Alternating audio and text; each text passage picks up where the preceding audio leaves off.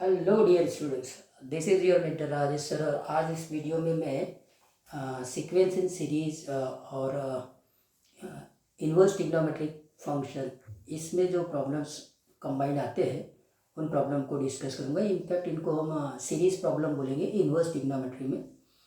तो सीरीज का तो कॉन्सेप्ट है ही, साथ में इन्वर्स ट्रिग्नोमेट्री उसके फार्मूलेज आपको पता हो, ठीक है। तो इन क्वेश्चनों को कैसे करते हैं उसको चेकआउट करते हैं। सबसे पहली बात, मैंने थोड़ा सा इनका स्मॉल वर्जन क्वेश्चंस में दिया है। एक्चुअली में अगर इस प्रकार के टर्म्स ऑलरेडी दिए हुए, मतलब यहाँ पे ये जो आर एफ टर्म है ना, आर एफ टर्म डिफाइंड है। तो अगर आर एफ टर्म डिफाइंड होता है तो क्वेश्चंस कंपेरेटिवली इजी हो जाता है। और अगर मान लिया जाए आर एफ टर्म डिफाइंड करना है तो फिर आपको आर एफ टर्म डिफाइन करने में ही परेशानी आ सकती है। तो वैसे वाले प्रॉब्लम्स कंपेरेटिवली टफ होते हैं। लेकिन ऑलरेडी जिसमें आर एफ टर्म डिफाइंड है, और आपको एक और बात बताओ कि ये देखो, ये चारों प्रॉब्लम्स हैं, ये बड़े फंडामेंटल्स प्रॉब्लम है। पहला वाला प्रॉब्लम एकदम सिंपल है प्रोसेस को समझने के लिए, कि tan inverse of 1/1 plus R into R plus 1। पहले इसी प्रॉब्लम्स को समझने की कोशिश करी कि आखिर इसमें फंडा क्या है। फंडा ये है कि ये आपका आर एफ टर्म है और इसका समेशन निकालना है। तो हमको ये हर एक प्रॉब्लम में एक ही फार्मूला यूज़ करना है, और वो फार्मूला क्या है, वो ये है, tan inverse of A minus tan inverse of B, that is equal to tan inverse of A minus B upon 1 plus A into B. तो ये formula tan inverse trigonometric function से आपको यूज़ करना है, ठीक है। नंबर 1 पॉइंट कि tan inverse of A minus tan inverse of B का फार्मूला होता है tan inverse of A minus B upon 1 plus A B. ये जितने भी प्रॉब्लम्स दिख रहे हैं वो सारे प्रॉब्लम्स में ये फंडामेंटल यूज़ होगा। तो अब जब इसको, इन सब प्रॉब्लमों को देखते हैं ना, तो आपके पास में चूँकि यही फार्मूला यूज़ होना है, ठीक है, तो यहाँ पे 1 क्रिएट होना चाहिए। ये बात को पहले ध्यान रखें, ठीक है। 1 क्रिएट होना चाहिए, साथ में ये जो दोनों का प्रोडक्ट है वहाँ पे ये डिफरेंस आना चाहिए, दोनों का डिफरेंस, न्यूमरेटर दोनों का डिफरेंस हो जाए, ठीक है। और यहाँ पे ये दोनों का प्रोडक्ट हो जाए, और 1 क्रिएट होना चाहिए। 1 अगर क्रिएट नहीं है तो करना पड़ेगा। वो कैसे करना पड़ेगा, देखो यहाँ पे ऑलरेडी 1 है, यहाँ 1 है, यहाँ पे 1 है, यहाँ 1 नहीं है, यहाँ 1 नहीं है, यहाँ क्रिएट करना पड़ेगा। या इस प्रॉब्लम्स को और समझने की कोशिश करो। अगर मैंने यहाँ 1 प्लस नहीं लिखा और सिंपली इसको मैंने ऐसे कर दिया, आर की power 4 plus R square plus 2, हाँ, तो फिर अब यहाँ पे हमको 1 क्रिएट करना पड़ेगा। 1 क्रिएट करने के लिए यहाँ 1 प्लस कर दो और यहाँ पे प्लस 1 कर दो। तो मैं अभी इस क्वेश्चंस में इसको 2 ही लिख देता हूँ। तब आपको ये बात समझ में आ गई कि ये 1 क्रिएट करना पड़ेगा। इस प्रकार का 1 क्रिएट होने के बाद में ए इंटू बी होना चाहिए, यहाँ ए माइनस बी आना चाहिए। तो ये फार्मूला हमको यूज़ करना है। उसके बाद में जब हम आप सम करेंगे ना, तो फिर क्या ये चीज़ आ जाएगी। ये देखो, tan inverse of A minus tan inverse of B, अगर आप ध्यान से देखिए तो ये डिफरेंस ऑफ 2 टर्म्स है, करेक्ट है। तो डिफरेंस ऑफ 2 टर्म्स में अब हम क्या करेंगे, ये लिमिट लगाएंगे। ये जो समेशन की लिमिट है, आर को अलग अलग वैल्यूज़ देते जाएंगे, तो हमारे पास में ये डिफरेंस ऑफ 2 टर्म्स के अलग अलग टर्म्स बनते जाएंगे, करेक्ट है। और उनको सम करेंगे तो वो क्या हो जाएंगे, कट जाएंगे, और फिर आपके पास में सिंपली 2 टर्म्स बचेंगे कैंसिल आउट होने के बाद में। वो आगे का प्रोसेस फिर बहुत सिंपल हो जाएगा। मेन है आपके पास में ये क्रिएट करना, करेक्ट। यही फार्मूला इन सब प्रॉब्लम में यूज होता है। और दूसरी बात, ये जनरल टर्म अगर दिए है, ये जनरल टर्म अगर दिए है तब तो ये क्वेश्चन कंपेरेटिवली इजी हो जाता है। और अगर जनरल टर्म नहीं दिए, अब आप सीरीज बना लीजिए। जैसे इसको मैंने सीरीज में कन्वर्ट किया, आर को 1 रखा, तो 1/1 प्लस 2 यानी 1/3 हो जाएगा, करेक्ट है। 1/3 tan इनवर्स 1/3 प्लस आर को मैंने 2 रखा, तो 1/2 और ये 3 6 और 6 1/7 हो जाएगा। आर को मैंने 3 रखा, 3 और 12 1/13 हो जाएगा। तो tan इनवर्स आपके पास में 1/3 plus tan inverse 7 + 10 inverse 1/13 and like that, तब आपको ये आर एफ टर्म इस प्रकार से जनरेट करना पड़ेगा। तो ये कंपेरेटिवली डिफ़िकल्ट हो जाता है फिर, क्योंकि यहाँ तो आपने कर लिया, तो यहाँ कैसे क्रिएट करेंगे जनरल टर्म, यहाँ कैसे क्रिएट करेंगे, तो ये चीज़ है। अच्छा, दूसरा एक और चीज़ कि इन सब प्रॉब्लम में ये जो है ना, ये चारों के चारों बड़ी फंडामेंटल प्रॉब्लम्स है। मतलब जो भी प्रॉब्लम आपके पास में नॉर्मली मेंस या एडवांस लेवल पे बन के आता है, उनमें ये कहीं ना कहीं यूज़ होते हैं, थोड़े से घुमा के पूछे जाते हैं। जैसे एक एग्जांपल, ये बड़ा फंडामेंटल है कि tan इनवर्स ऑफ 1/2r²। आप इसको ऐसे भी बोल सकते हैं, वहाँ पे summation of r = 1 to ∞ cot inverse of 2r²। अब देखिए, ये कॉट इनवर्स ऑफ 2r² है, तो कॉट इनवर्स वाले प्रॉब्लम को आपको काय में कन्वर्ट कर देना है, tan इनवर्स में। tan इनवर्स की सीरीज हमको लगानी है, यही फार्मूला हमको यूज़ करना है, लेकिन वो प्रॉब्लम कॉट इनवर्स में दिया हुआ है। करेक्ट है। तो अब देखो, कॉट इनवर्स में भी ये प्रॉब्लम कैसे बनता है। अगर मान लीजिए ये जनरल आर एफ टर्म आपके पास में नहीं दिया है, तो ये कैसे बनेगा, r को 1 रखो, cot inverse 2 plus cot inverse 8, r को 2 रखा, प्लस 3 रखा, तो कॉट इनवर्स 18, तो cot inverse 2 plus cot inverse 8 plus cot inverse 18 and like that, इन सम का प्रॉब्लम है। करेक्ट है। तो ये आर एफ टर्म होता है। तो ये भी एक बड़ा इंटरेस्टिंग और फंडामेंटल प्रॉब्लम्स है। तो हम ये चारों प्रॉब्लम्स को एकदम बेस मानेंगे। इन चारों प्रॉब्लम्स के ऊपर ही मैक्सिमम मेंस या एडवांस लेवल पर, ज़्यादातर एडवांस लेवल पे एक क्वेश्चन इस कॉन्सेप्ट पे आता ही है, 100% श्योर है। करेक्ट है। लेकिन पिछले साल क्या हुआ, इसके ऊपर मेंस में भी क्वेश्चन आने लगे, तो एडवांस में तो ये एक क्वेश्चन इस कॉन्सेप्ट के ऊपर आना ही है।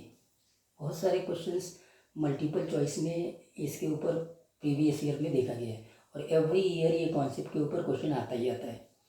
ठीक है, तो बहुत इंपॉर्टेंट है।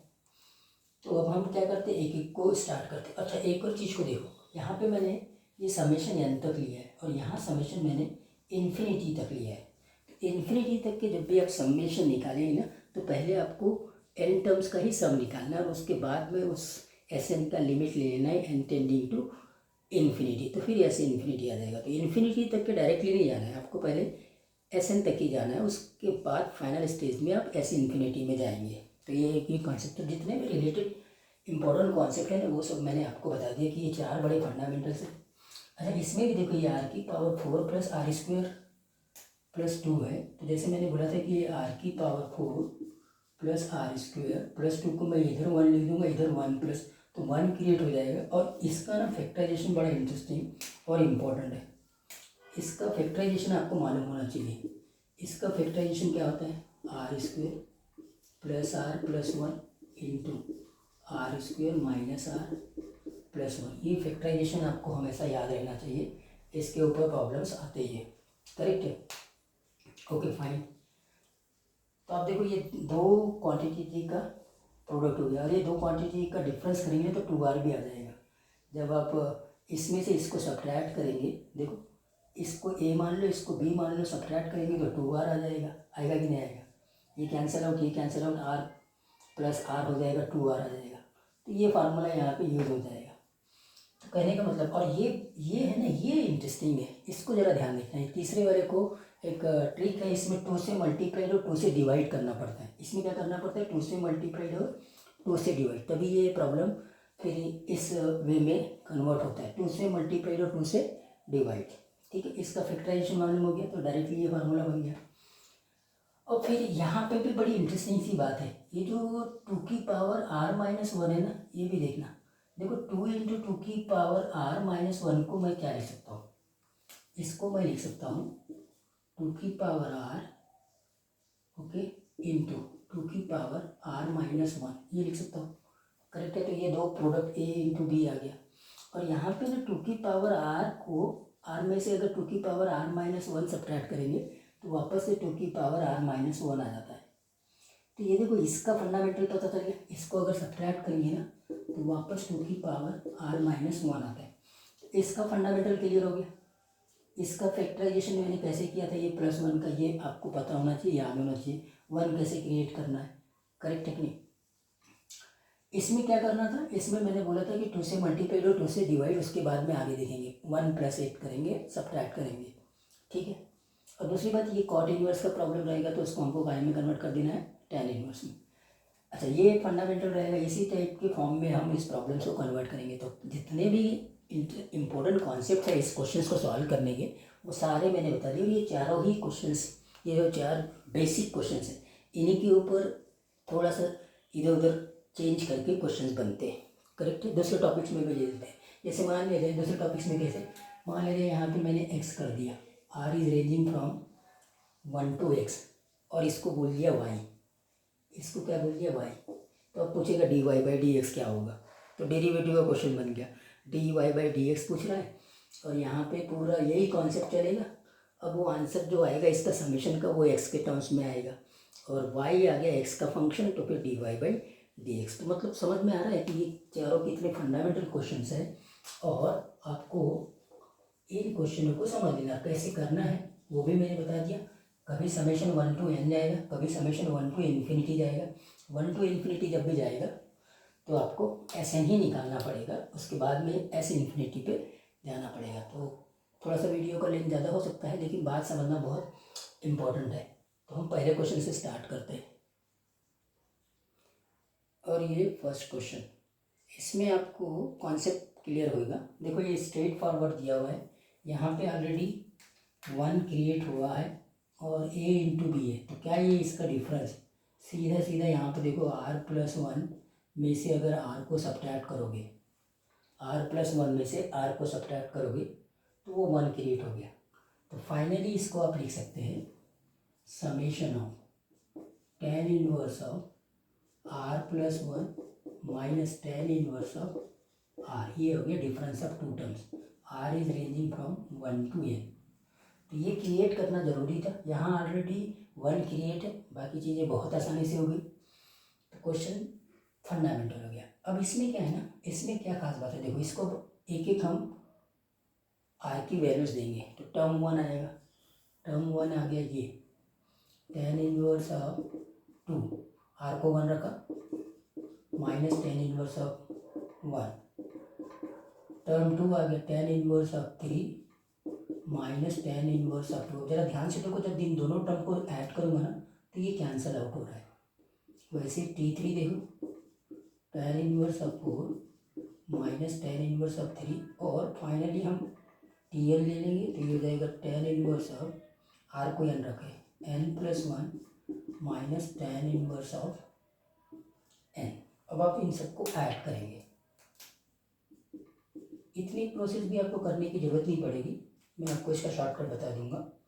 तो अब अगर आप इनको ऐड करते हैं तो क्या हो रहा है, ऐसे कैंसिल आउट हो रहा है, ऐसे कैंसिल आउट हो रहा है, ये चले जा रहा है, ऐसे पूरे थ्रू आउट सीरीज चल रहा है, ऐसे कैंसिल आउट हो रहा है, करेक्ट है। तो बचे कौन कौन से टर्म, ये टर्म बचेगा और ये टर्म बचेगा। अब इसको भी देखो, ये डायरेक्टली अब यहाँ से लिख सकते हैं आप कि बड़े वाले, ये बड़ा वाला है r+1 और ये छोटा वाला है r, सीधा सीधा बड़े वाले में बड़ी लिमिट रखो, बड़ी लिमिट है क्या n, और छोटे वाले में छोटी लिमिट रखो, छोटी लिमिट हो गया। तो ये सारी चीज़ें से स्ट्रेट फॉरवर्ड आप इसमें आ गए, यही बचा tan inverse of n+1 minus tan inverse of 1, correct है। ये स्ट्रेट फॉरवर्ड आपका आंसर आ गया। अब इसमें भी थोड़ी सी चीज़ें मैंने जैसे बोला था कि आपको क्वेश्चंस कैसे जनरेट होते हैं। अभी देखो यहाँ पे आप क्या कर सकते हो, tan इनवर्स ऑफ n+1, और इसको कितना रखते हो, tan इनवर्स ऑफ 1 मतलब कितना होएगा, π/4 हो जाएगा, ठीक है। हाँ, एक तो ये आंसर हो गया, ठीक है कि नहीं, ये एक आंसर हो गया। दूसरा आंसर यहाँ पे आप वापस tan inverse of a minus tan inverse of b का फार्मूला भी लगा सकते हो। तो ये बन जाएगा n+1 minus 1 divide by 1 plus n+1 into 1, वापस से वही फार्मूला लगाया, और ये वापस से n/2 प्लस n दिखाई देगा आपको। तो ये भी आंसर है, ये भी आंसर है। और अगर ये क्वेश्चन ऐसा हो जाता, अभी जैसे मैंने बोला था कि y is equal to tan inverse of, ये x तक जा रहा है, तो यहाँ पे अब x+1 हो जाता था, यहाँ से हम स्टार्ट कर सकते थे, है ना, यहाँ से इसको लेके आते थे, इसको जब लेके आते थे तो y आपका बन जाता था tan inverse of x+1 minus पाई/4 और क्वेश्चन में पूछता आपको dy/dx। dy/dx क्या रहता? tan inverse 1/1 plus x plus 1 का स्क्वायर, ये आपका आंसर होता। मतलब इन फंडामेंटल क्वेश्चन से जेईई मेंस में या एडवांस में क्वेश्चन कैसे जनरेट होते हैं वो आपको मैंने बताया। तो फर्स्ट क्वेश्चन हो गया। सेकंड क्वेश्चन को चेकआउट करते हैं। अब क्वेश्चन बहुत आसानी से आपको बन जाएंगे, पूरा कॉन्सेप्ट क्लियर है। तो जैसे मैंने बोला था कि यहाँ पे ऑलरेडी 1 क्रिएट है, 1 तो बना हुआ है, यहाँ कोई प्रॉब्लम नहीं, लेकिन इसको प्रोडक्ट ऑफ 2 क्वांटिटी में बनाना है। प्रोडक्ट पहले बनाओ, तो ये तो 1 अच्छा है। यहाँ पे हम 2 की पावर r इंटू 2 की पावर r माइनस 1, तो ये प्रोडक्ट ऑफ 2 क्वांटिटी हो गया ए एंड बी। अब क्या इनका डिफरेंस ये आता है, तो ये भी सही है, ये भी सही है। अब अगर आप देखें तो 2 की पावर r में से 2 की पावर r माइनस 1 को सब्ट्रैक्ट करेंगे तो वही आएगा। ठीक है, मैं एक बार चेक करके आपको बता देता हूँ कैसे। 2 की पावर r माइनस 2 की पावर r माइनस 1, ये 2 की पावर r माइनस 2 की पावर r/2 हो जाएगा। 2 की पावर r कॉमन लेंगे, 1 माइनस हाफ, तो ये हो जाएगा 2 की पावर हाफ इंटू हाफ, मतलब 2 की पावर r माइनस 1। तो ये हो गया करेक्ट है। बस इतना सा आपको बात ध्यान रखनी थी, बाकी चीज़ें अब आसान हो गई है, कोई इशू बिल्कुल भी नहीं है। अब तो ये आ गया tan inverse of a minus tan inverse of b के बराबर, और r कहाँ से कहाँ तक रेंज हो रहा है, 1 से लेके n तक के, है ना। तो ये सिंपली अब आपके पास में summation of tan inverse of 2 की power r minus tan inverse of 2 की पावर r माइनस 1। ठीक है, r 1 से लेके n तक है, और मैंने जैसे बोला था कि ये बड़ा वाला है और ये छोटा वाला है, तो बड़े वाले में बड़ी लिमिट, तो tan इनवर्स ऑफ 2 की power n minus tan inverse of, अब यहाँ पे 1 रखेंगे तो 1 माइनस 1 0, 2 की पावर 0 मतलब 1, और ये पाई/4 के बराबर होता है। ये किसके बराबर होता है? दिस इज इक्वल टू पाई/4। तो यहाँ से लेके यहाँ तक के ये आपका आंसर। क्वेश्चन आसान हो गया, सारी चीज़ें हमको बात समझ में आ गई। थर्ड क्वेश्चन को चेकआउट करते हैं।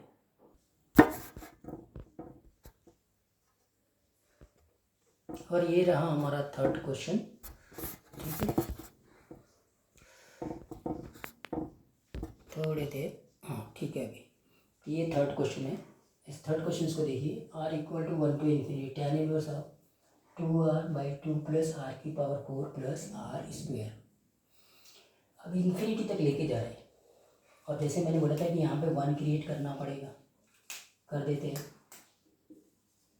r equal to 1 to infinity tan inverse of, ये 2r ठीक है, यहाँ 1 क्रिएट किया, r की power 4 plus r square plus 1, और इसका फैक्टराइजेशन भी मैंने बता दिया था। r equal to 1 to infinity tan inverse of 2r 1 plus r square plus r plus 1 और into r square minus r plus 1, ये करेंगे तो ये इसका फैक्टराइजेशन आपको याद है, और ये दोनों का डिफरेंस भी आ जाता है। Summation of r equal to 1 to infinity tan inverse of, ये हो जाएगा r square plus r plus 1 minus r square minus r plus 1, और ये बन गया 1 plus r square plus r plus 1 r square minus r plus 1। ठीक, ये हो गया। अब आपके पास में स्ट्रेट फॉरवर्ड ये आ गया, यहाँ लिख देता हूँ summation of tan inverse of r square plus r plus 1 minus tan inverse of r square minus r plus 1, r is ranging from 1 to infinity. तो 1 टू इन्फिनिटी में हमको स्ट्रेट फॉरवर्ड नहीं जाना है, हमको SN में जाना है, मतलब r is ranging from 1 to n, correct है। r square plus r plus 1 minus, तो मैंने पहले SN निकाल लेना है। तो SN के लिए आपको पता है, बड़ा वाला ये है, छोटा वाला ये है, बड़े में बड़ा limit tan inverse of n square plus n plus 1 minus tan inverse of, यहाँ पे 1 माइनस 1 करेंगे और फिर प्लस 1 करेंगे तो सिंपली 1 आ जाएगा। ठीक है। और अब आप लिमिट लगा सकते हैं। अब आप लिमिट लगाते मतलब ऐसे इन्फिनिटी लिमिट लगा दो एन को approaching limit N tending to infinity of S N. तो एन अगर इन्फिनिटी जाएगा तो ये tan इनवर्स ऑफ इन्फिनिटी हो जाएगा और tan इनवर्स ऑफ 1π/4 होता है और ये होता है π/2 tan inverse of infinity. Finally answer आपका आ गया π/4। तो क्वेश्चन में क्या है, एक तो ये 1 क्रिएट करना, फिर इसका फैक्टराइजेशन मालूम हो तो प्रोडक्ट ऑफ 2 थिंग भी आ गया और इस प्रकार से। अब यहाँ पे थोड़े थोड़े चेंजेस कैसे हो सकते हैं। सपोज करो यहाँ 2r नहीं दिया हुआ है। अगर 2r नहीं दिया हुआ है तो कभी यहाँ पे कोई दूसरी चीज़ आ सकती है, तो उसको हमको क्रिएट करना पड़ेगा। तो इन दोनों का डिफरेंस तो 2r के बराबर है, लेकिन यहाँ पे अगर 4r दे दिया है तो आप क्या कर सकते हैं, आप ये कर सकते हैं कि इसको 2r लिख सकते हैं और इंटू 2 कर सकते हैं। एंड अकॉर्डिंग टू दैट आप चीज़ों को सॉल्व करेंगे। करेक्ट है। तो अब एक लास्ट प्रॉब्लम बच गया है, उसको चेकआउट कर लेते हैं। और ये लास्ट प्रॉब्लम बहुत इंपॉर्टेंट है, बहुत इंपॉर्टेंट है, बहुत टाइम पे ये रिवाइज हुआ। जैसे मैंने बोला था कि ये प्रॉब्लम एक्चुअली में ये भी है, summation of r equal to 1 to infinity cot inverse of 2r²। Correct है। तो इसमें मैंने एक ट्रिक बताई थी आपको, पहले एस एन निकालना है, एस इन्फिनिटी बाद में, summation of r equal to 1 to n tan inverse of, इसको 2 से मल्टीप्लाइड और 2 से डिवाइड करो। पहला काम 2 से मल्टीप्लाइड आपको याद ही रखना पड़ेगा। उसके पीछे रीज़न है, क्योंकि जब हम यहाँ पे 1 प्लस और 1 माइनस करते हैं, जैसे मैंने मान लिया 1 प्लस 2r² माइनस 1 किया, तो इसका फैक्टराइजेशन करेंगे तो ये हो जाएगा √2 इंटू r प्लस 1 और √2 इंटू r माइनस 1 हो जाएगा, है ना। यही तो होगा फैक्टराइजेशन। ठीक है। और अगर मान लीजिए इन दोनों का डिफरेंस ले लेते हैं तो हाँ जी, दोनों का अगर हमने डिफरेंस ले लिया तो प्रॉब्लम कहाँ आ सकती है, +1 +1 2। ठीक है। ना ये √2 वाला कॉन्सेप्ट है ना, ये थोड़ा सा प्रॉब्लम करेगा। ठीक है। तो अब हम क्या करिए, इसको ये ध्यान रखो कि हमने 2 से मल्टीप्लाई और 2 से डिवाइड किया है, तब तो ये कोई बात ही नहीं है। r equal to 1 to n, याद रखें 2 से मल्टीप्लाई 2 से डिवाइड तो 2। अब 1 प्लस करेंगे और अब माइनस करेंगे, r equal to 1 to n tan inverse 2। अब ये देखो 2r minus 1 into 2r plus 1 कर दिए, इसको फैक्टराइज कर दिए, a इंटू b आ गया और इन दोनों का डिफरेंस भी आपके पास में 2 आ रहा है। मतलब r equal to 1 to n tan inverse of 2r plus 1 minus 2r minus 1 और ये हो गया 1 plus 2r plus 1 into 2r minus 1। Finally ये क्या हो जाएगा, फाइनली ये हो गया summation of r equal to 1 to n, ऐसे निकाल रहे हैं हम पहले, tan inverse of 2r plus 1 minus tan inverse of 2r minus 1, है ना। तो ऐसे इक्वल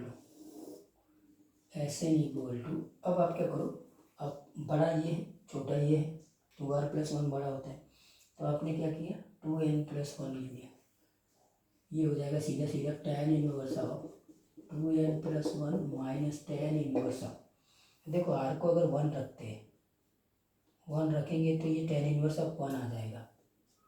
tan इनवर्स ऑफ 1 आपको पता है क्या होता है, π/4 होता है। और अब ये एस एन है तो एस इन्फिनिटी निकलेगा, limit n tending to infinity of S N, मतलब यहाँ इन्फिनिटी कर दो तो ये tan inverse of infinity minus π/4 और ये होता है π/2 माइनस π/4। फाइनली आंसर आ गया आपको π/4। ठीक है। तो आपने अगर ये सारा कॉन्सेप्ट पहले ही प्रॉब्लम में समझ लिया तो देखो प्रॉब्लम कितनी आसानी से हो जाता है। ठीक है। Thank you.